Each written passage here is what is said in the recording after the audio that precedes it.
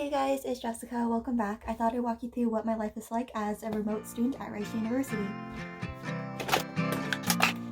I can be a rock star, baby, but I'm selling CDs. Good morning guys, so I'm actually in a rush right now. I have to read our group paper before we turn it in, and we have class starting in 2 minutes because it's almost 6 o'clock.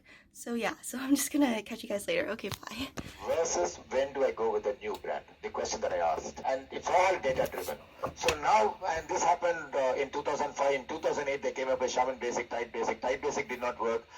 We were discussing a case on P&G and how it was trying to create a lower tier product in terms of Pampers, and then how they were going to apply that strategy to Tide. He talks so fast, like I'm trying to write notes, but he's just like blah, blah, blah, blah. And then like also his mic is kind of muffled, so it's really hard to understand him. And his handwriting, the S's look like, the G's look like S's, so I was like, what was that word? And it was actually agglomeration, and I thought it said like a slumeration, and I was like, what is that? But yeah, my hand. This is the one class I actually have to take handwritten notes for because there's so many arrows going to each thing that if I just try to type bulleted notes, I can't really understand what the connections are. So yeah, the one class I actually take notes, so like that is my notes. I don't want to change out of this, but I think I'm going to get changed because I have work to go to. So yeah, we have a lot of meetings. Let's me know. I'm sick of standing on the edge. My first class in the morning was a new enterprise, and we had to submit problem statements that we thought we could solve during the class. The high cost of like compound pharmacy, so I guess for patients who need specialized medication where they're using it off label and they're quite expensive, so they can be up to like $1 per pill, but if you take that multiple times a day or something, then it adds up really quickly. To get time away from our kids for just like us as a married couple. Okay. What is that? Bye. I can be a rock star, baby.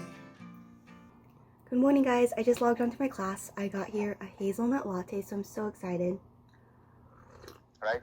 The next 5 and 6 classes we are going into the basics of corporate strategy. So we broke out into groups and we did this kind of like PowerPoint and filled out the chart. And then when we went back into the main session, he was like, any takers to share like your team's PowerPoint? And then no one volunteered, and he's like, team 5. And I was like, then no one responded, and I was like, oh shoot. I was like, oh my god, are we team 5? And then like my teammate messaged me, she was like, can you share? And I was like, yeah, I can share. And I was like, oh, okay. I feel so awkward. And I was like, and then of course I'm like, can you see my screen? And the professor's like, no. And everyone's like, I can see your screen. And I'm like, okay, well, I'm just gonna start talking. I can be a rock star, baby. Okay, so right now I'm just reading Business of Healthcare homework, and I thought this was such an interesting fact. Right now, we spend almost about 18% of our GDP on healthcare. We are one of the top spenders in healthcare in terms of developed countries.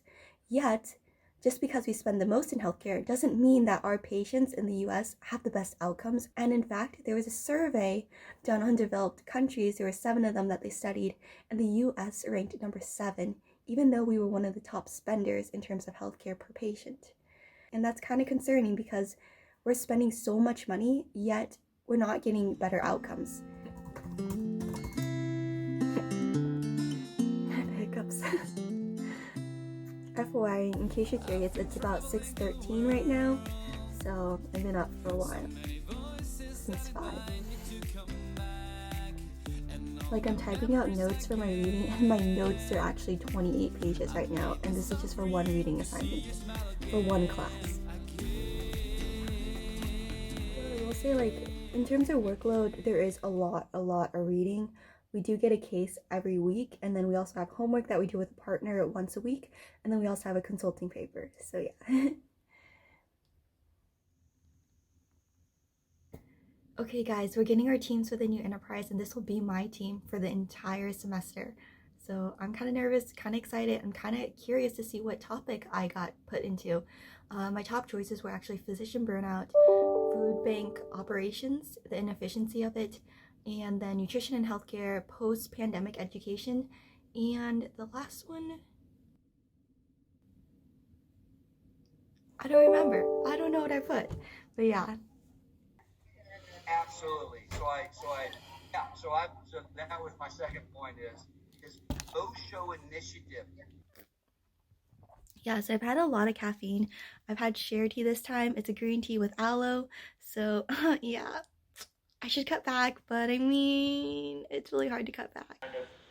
this summer, the next. I've got two answers. And we're going over what are good questions and bad questions for interviews, such as you don't want to have questions that steer the person to be like, oh, is this a good idea? Would you buy it? And that's kind of steering them to say like, oh yes, I would buy it, just because they're trying to be nice. But being nice is not being truthful, and that doesn't help you in the long run. It actually could hurt you and skew your decision. So that's what we're kind of going over, and how are we going to frame these interview questions, since this weekend we're going to have to do primary research and go out and actually talk to people. So my group topic, I actually got paired with supporting the aging population, which is 65 and older. It's technically was labeled supporting the graying population for those 65 and older. So that's a group I got put with. I don't know if I actually chose that group as one of my top 5s, but it was definitely one of my top 7, I would say, or probably with my top 6. So yeah, I'm pretty excited. I'm also with my friend, so yeah, can't complain. Just a few tips. Play the student card. People love to help students. He told us to use his student card, so technically like be like, oh, I'm a student, so we are doing a project on blah blah blah. Apparently, yeah, the student card is so helpful in entrepreneurship if you're trying to get people to talk to you, because more often than not, people are actually more willing to talk to students than actual professionals. So yeah, just a heads up in case you didn't know that, it gets you quite far. But I'm selling CDs at the trunk of my car. I could be a rich guy, maybe, but I'll make $10 an hour just to get by. As you notice, since school and work is both remote, I tend to wear the same outfits quite often throughout the week, if you haven't noticed.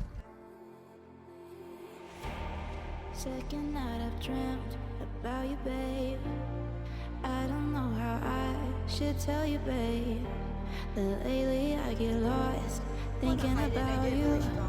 I admit that I can't be without you. Air that I breathe doesn't mean nothing. Okay guys, I probably had a caffeine overload today.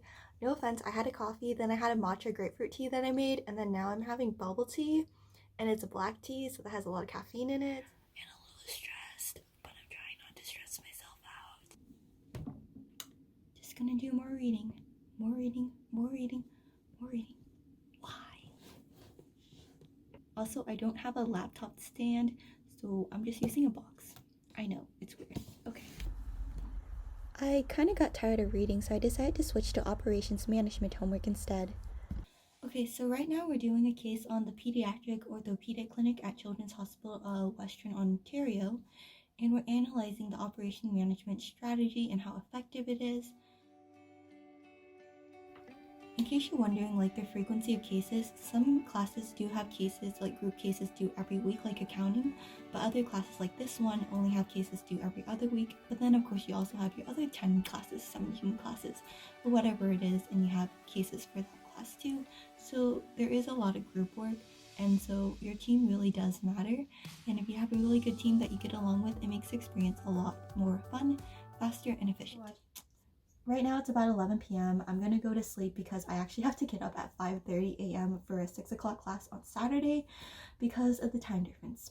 But yeah, it's an intensive, so intensives are usually on the weekends, or they're in the evenings or during our breaks. So it's really nice to have like a way to spread out your classes in case you're worried about that. But yeah, I hope you found some of the facts about my classes interesting, or just my life. But thank you so much for watching. Please like and subscribe. Bye for now. I could be a rich guy.